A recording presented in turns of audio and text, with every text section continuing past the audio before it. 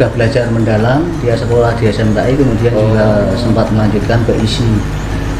Nah, memang sudah dan keinginan dia sendiri, saya sendiri juga nggak pernah mendesak anak harus begini begitu, jangan anak saya beri kebebasan.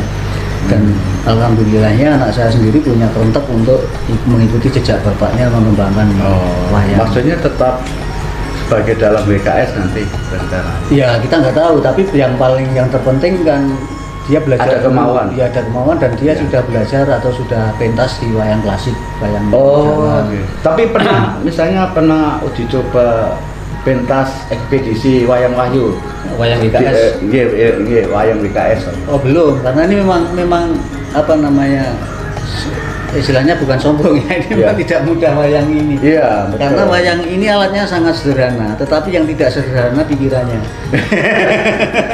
Makanya ini kan tokohnya sedikit, tapi mau dibuat sampai ratusan tingkat juga bisa. Tapi itu kan sesuatu. Saya sendiri itu menantang diri saya sendiri, bagaimana saya menghidupkan sebuah benda ini menjadi sebuah tokoh yang hidup. Maka saya bikin wayangnya ini sudah bagus. Awal-awal saya bikin itu gambarnya sak-sake Pak, cecete foto. Ini sudah apa paten ya Pak ini? Iya, ini sudah istilahnya sudah saya. Ini dari kulit Pak? Kulit. Kulit. Iya. Cuma enggak dijual Pak ya? Ya, sebenarnya banyak yang mau beli, cuma saya ini pusaka yang sangat berharga Pak Juli. Sebenarnya bisa saya duplikat, saya jual kan sebenarnya bisa, tetapi betul, sebenarnya bisa. Iya. Tapi hakikatnya kan tetap sama ya. Misalnya dibuat di itu yang produksi wayang itu kan ikut ini persis tuh jadi. Iya. Ini wayang ini panjenengan ceket terus kemudian pesan di orang yang natah wayang. Yang natah. Iya. Oh nanti bentuknya seperti ini tokoh-tokohnya. Iya. Gitu ya. Tapi karakternya yang bikin saya ya gambar karakter. Iya betul. Kemudian tuh ini terakhir ini Pak, bahasa-bahasa khas ini tokoh-tokoh ini kan dialeknya itu kan khas sekali Pak. Iya. Khususnya ini siapa ini dua orang. Ya Lurah Semar, Karyo, Mbak Sidik, Kampret, Sodro, ini itu tokoh-tokoh utama ya Pak. Iya, ini tokoh-tokoh yang populer. Jadi selalu melibatkan tokoh-tokoh ini Pak dalam cerita. Iya. Terus tambahan-tambahan istilahnya dalam teater kan pemeran pembantu itu ada Bu Lurah, Pak Lurah, terus Pak Demang segala macam. Iya banyak. Ya. Terakhir Pak Didek nih, ini untuk pesan-pesan kepada Indonesia masa kini Pak. Ya mungkin kalau dikaitkan dan sampai sebagai seorang seniman wayang ini maunya gimana Pak kalau Indonesia masa kini ini situasinya kan sampai sudah tahu juga. Minta maaf yang mungkin bisa memberikan statement gitu. Ya yang pasti bahwa terutama generasi muda harus sadar bahwa sebenarnya kita itu bukan bangsa yang bodoh, bahwa kita ini adalah tedak turun atau kita ini keturunan dari leluhur yang sangat cerdas, dan perlu waspada bahwa potensi kecerdasan bangsa kita ini menjadi target skenario untuk dilumpuhkan oleh kekuatan asing, dan itu bukan hoax, itu bisa diteliti, bisa dikaji ya.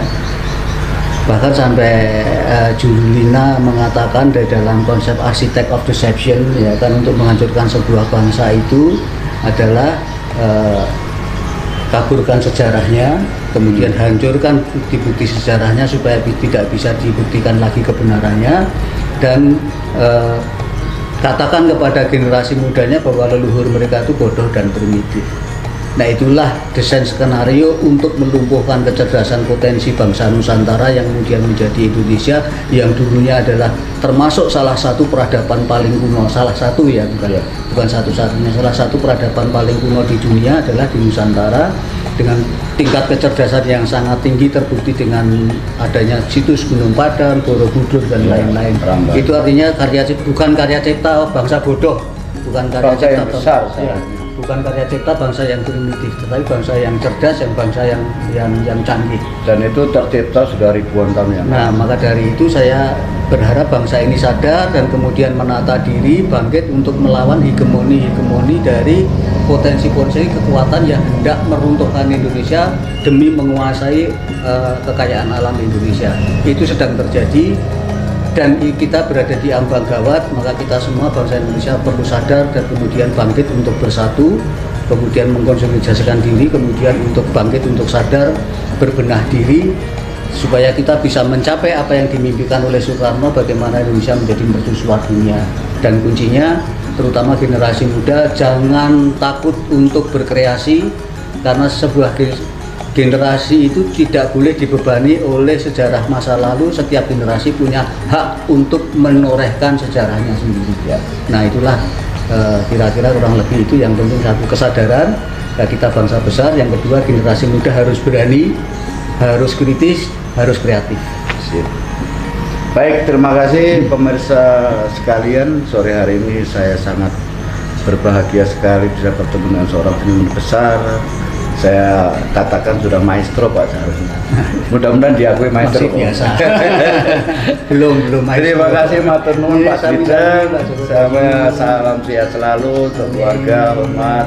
Semoga kita tetap terus berkarya. Terima kasih Pak Owot dengan Mas Cepot yang sudah membantu proses liputan pada sore hari ini di Wayang Kampung Sebelah atau WKS. Kiranya Tuhan memberkati kita semua. Salam budaya, jayalah Indonesia. Matur nuwun Pak.